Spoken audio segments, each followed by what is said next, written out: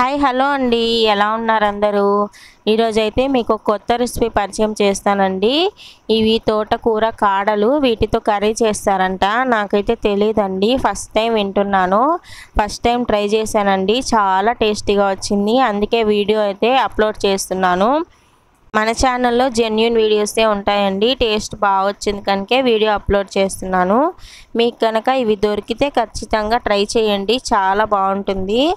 ముందుగా ఇలాగా తోటకూర కాడల్ని నార తీసేసుకోవాలండి. నార తీసేసుకొని లోపల చెరుగడ లాగుంటుంది, ఆ పార్ట్ని తీసుకోవాలి. చిన్న చిన్న పీసెస్ కిందగా కట్ చేసుకోవాలండి. వీటితో కర్రీ చేస్తారని తెలియగానే యూట్యూబ్లో సెర్చ్ చేశానండి, ఒక్క వీడియో కూడా రాలేదు. ఇంకెందుకనేసి మా అక్కనే ప్రాసెస్ అడిగి కర్రీ అయితే చేశానండి. టేస్ట్ అయితే చాలా బాగొచ్చింది. మీకు కూడా దొరికితే ట్రై చేయండి, చాలా బాగుంటుంది టేస్ట్. ఆకుకూరలో మంచి ప్రోటీన్స్ ఉంటాయి కదండి, అలాగే ఈ కాడల్లో కూడా మంచి ప్రోటీన్స్ ఉంటాయి. ఖచ్చితంగా దొరికితే ట్రై చేయండి, మంచి హెల్దీ ఫుడ్ అండి. ఇలాగా నార తీసేసుకొని చిన్న చిన్న పీసెస్ కింద కట్ చేసుకోవాలి. ఇవి చిన్నగా కట్ చేసుకుంటే తొందరగా మగ్గిపోతాయంట, అందుకే చిన్న చిన్న పీసెస్గా కట్ చేసుకున్నాము. లేత కాడల్ని తీసుకోండి, ముదిరిపోయిన కాడలైతే అంతగా బాగోదంట టేస్ట్. మేమైతే లేత కాడల్నే తీసుకున్నామండి. ఇలాగా చిన్న చిన్న పీసెస్గా చేసుకున్న వీటిని ఒక్కసారి అయితే వాష్ చేసేసుకున్నాను. వాష్ చేసుకొని వీటిని ఉప్పు వేసి ఉడకబెట్టుకోవాలి. ఇంకా కర్రీ కోసం అయితే ఆనియన్స్ కట్ చేసుకున్నానండి. మీడియం సైజ్ ఆనియన్స్ 2 కట్ చేసుకున్నాను సన్నగా. అలాగే చెప్పాను కదా మసాలా వేసి చేస్తున్నానని, అందుకే అల్లము, వెల్లుల్లిపాయలు, ఒక 2 మీడియం సైజ్ టమాటాలని మిక్సీ పట్టేసుకున్నాను. ఇలా చేస్తే కొంచెం గ్రేవీ కన్సిస్టెన్సీ ఎక్కువ వస్తుందని ఇలా చేస్తున్నాను. ఇంకా వీటిని ఒకసారి క్లీన్ చేసుకొని కొంచెం వాటర్ వేసుకొని ఉప్పు వేసుకొని ఉడకపెట్టుకోవాలి. వీటిని ఉడకపెట్టి చేసుకుంటే కర్రీ తొందరగా అయిపోతుందంట, అందుకే నేనైతే ఉడకపెట్టి చేసుకుంటున్నాను.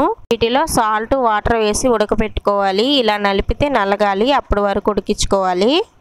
ఒక పక్క ఆ కాడలు పెట్టేసి ఇంకొక పక్క అయితే కర్రీ చేసుకుంటున్నాను. కర్రీ బాగా వేగేలోపు కాడలు అయితే ఉడికిపోతాయి అనేసి ఇంకొక పక్క ఆకుకూర కాడలు పెట్టేసుకున్నాను. ఇలాగా బాండీలో కొంచెం ఆయిల్ వేసేసుకొని సన్నగా తరుక్కున్న ఆనియన్స్ వేసుకొని బాగా ఫ్రై చేసుకోవాలి.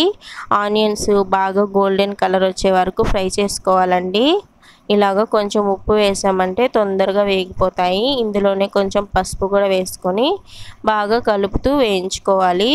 ఆనియన్స్ కలర్ చేంజ్ అయిన తర్వాత మనం టమాటా మిక్సీ వేసి పెట్టుకున్నాం కదండి, ఆ పేస్ట్ కూడా వేసుకొని బాగా ఫ్రై చేసుకోవాలి. టమాటాలు పేస్ట్ చేసి వేసుకున్నాను కాబట్టి గ్రేవీ అనేది బాగా వస్తుందండి. ఇలాగా మిక్సీ వేసి పెట్టుకున్న పేస్ట్ని కూడా వేసుకొని టమాటాలో ఉండే పచ్చి స్మెల్ అనేది పోయి ఆయిల్ అనేది సపరేట్ అవ్వాలండి, అప్పటి వరకు వేయించుకోవాలి. ఇప్పుడు మూత పెట్టుకొని మీడియం ఫ్లేమ్లో పెట్టుకొని మగ్గిచ్చేసుకుంటే తొందరగా మగ్గిపోతుంది. చూసారా, కొంచెం దగ్గర పడి ఆయిల్ అయితే సపరేట్ అవుతుంది కదా, ఇలా వచ్చే వరకు వేయించుకోవాలి. ఈ ప్రాసెస్ మొత్తం అయిపోయేలోపు నాకైతే ఆకుకూర కాడలు అయితే ఉడికిపోయాయండి. చూసారా, ఇలా నలిపితే నలగాలన్నమాట, అలా అయితే ఉడికిపోయినట్టు. ఇప్పుడు ఈ ఉడికిపోయిన వాటిని తీసేసి మనం కర్రీలో యాడ్ చేసుకోవాలండి. వీటిని యాడ్ చేసుకొని బాగా కలుపుతూ ఫ్రై చేసుకోవాలి. ఈ కర్రీలో ఇవి బాగా మగ్గాలండి. ఆయిల్లో కొంచెం సేపు మగ్గితే కాడలు అనేవి టేస్ట్ బాగుంటాయి. ఇలా మూత పెట్టుకొని మంటని మీడియం ఫ్లేమ్లో పెట్టుకొని బాగా మగ్గించుకోవాలి. చూసారు కదా, ఆయిల్ అనేది బాగా సపరేట్ అయింది. ఇలా మగ్గిన తర్వాత ఇప్పుడైతే మనం వీటిలోకి స్పైసెస్ అనేవి యాడ్ చేసుకోవాలి. నేనైతే 2 స్పూన్ల కారం యాడ్ చేసుకున్నానండి. ఇది చిన్న స్పూనే, అందుకే దీంతో 2 స్పూన్లు వేసుకున్నాను. మీరు కారం ఎక్కువ తినే వాళ్ళైతే ఇంకా యాడ్ చేసుకోండి. ఇది కారం ఎక్కువ ఉంది కారము, అందుకే 2 స్పూన్లు వేసుకున్నాను. 1 స్పూన్ ధనియాల పొడి, ఒక హాఫ్ స్పూన్ దాకా చికెన్ మసాలా వేసుకున్నాను. చికెన్ మసాలా వేయడం వల్ల కొంచెం ఫ్లేవర్ బాగుంటుందండి.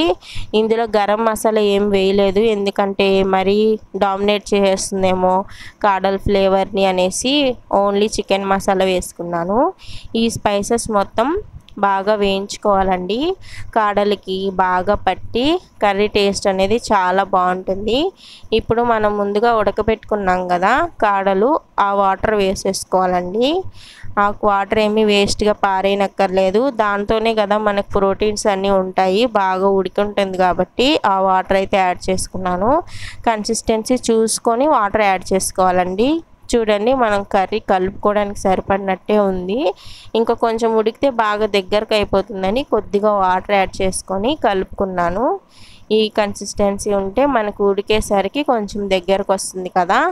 ఇలా వాటర్ యాడ్ చేసేసుకొని మూత పెట్టుకొని ఇంకొక 2 నిమిషాలు అలా ఉడికించేసుకుంటే కర్రీ చూసారా దగ్గరకు వచ్చేసింది. ఇలా ఆయిల్ సపరేట్ అవ్వాలి. అయిపోయిందండి కూర, చాలా టేస్టీగా వచ్చింది. వీడియో నచ్చితే లైక్ చేయండి, షేర్ చేయండి, ఛానల్ని సబ్స్క్రైబ్ చేసుకోండి. Thanks for watching.